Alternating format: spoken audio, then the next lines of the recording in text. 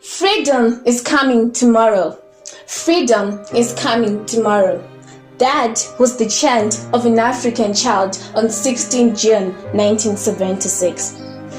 This day was like no other day. It was a day full of agony and pain. The day when the feeble fought the hardest battle. A day when rivers of blood were shed and hundreds of lives were lost. What is the point of having a voice if they were going to be silent in those moments they shouldn't be? We have heard all our lives that speech is silver but silence is gold. And it is right, but for how long would the words they intended to share be swallowed? For how long would the thoughts they intended to share be dissipated? Yes, they wanted to be heard. That was the cry of an African child. Those expected to be protecting them actually turned against them, the massacres. That was the day of an African child, a cold day in hell, indeed. They lived to leave a legacy. I am proud to be an African child. I know my rights and they have to be protected. I also have responsibilities to cater for because I am a responsible African child. I have a right to be educated. Now, children are the leaders of tomorrow. They are the doctors of tomorrow. They are the engineers of tomorrow. They are the lawyers of tomorrow. You name it. Children are the seeds that need to be nursed to produce a blooming generation. Keep these children uneducated and they will become the drug dealers, the robbers, the prostitutes, and the criminals of tomorrow. For an idle mind is the devil's workshop. If we children are not educated, what will Africa be in the next 10 to 20 years with an educationless generation?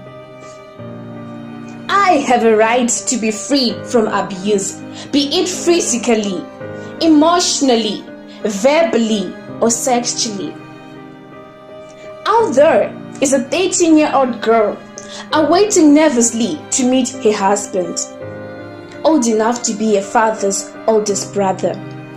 Out there is a 16-year-old boy who wakes up early while the cold cracks his skin to the bone and goes to the farm and spends the whole day herding cattle and goats in an empty stomach. Out there is a 10-year-old child living with a stepmother who is violently whipped day in and day out for no cause. Gone are the days when children were only important in that they provided labor. Gone are the days when young girls were forced into marriages. Gone are the days when children were mothers of children. Children should be given a chance to excel and paint their dreams out. They should be given a chance to show what they are capable of.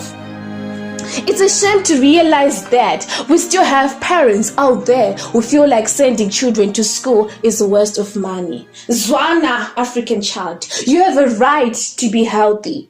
You have a right to shelter. You have a right to adequate clothing. You have a right to religion. You have a right to choose, but it is your responsibility to make the right choice.